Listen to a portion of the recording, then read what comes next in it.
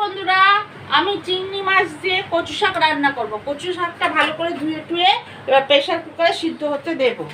Pressure কুকারে সিদ্ধ করবো, একটু জল কড়াই তেল গরম করেছি, চিংড়ি মাছটা নুন হলুদ লঙ্কা দিয়ে মেখে রেখেছিলাম, এবারে এটাকে দেবো, ভাজতে দেবো।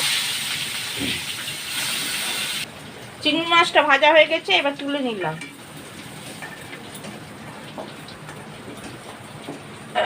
কড়াই তেল দিলাম, দিয়ে জিরের ফোড়ন দেব, শুকনো লঙ্কা দেব,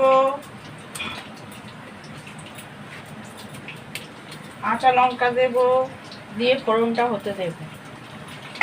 একটা তেজপাতা দিয়ে দিলাম, দিয়ে আবার হতে দেব।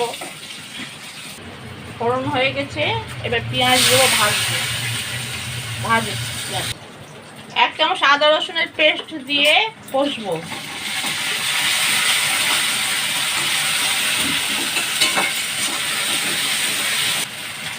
এবার দু চামচ নুন, এক চামচ চিনি, এই এক চামচ হলুদ, দেড় চামচ জিরের গুঁড়ো আর একটু কাশ্মীরি লঙ্কার গুঁড়ো দিয়ে আবার কষবো। কচুগুলো গলে গেছে, এবার সেটাকে দিলাম, দিয়ে আবার কষবো। এবার চিংড়ি মাছগুলো দিয়ে আবার ফোটাবো, কষাবো।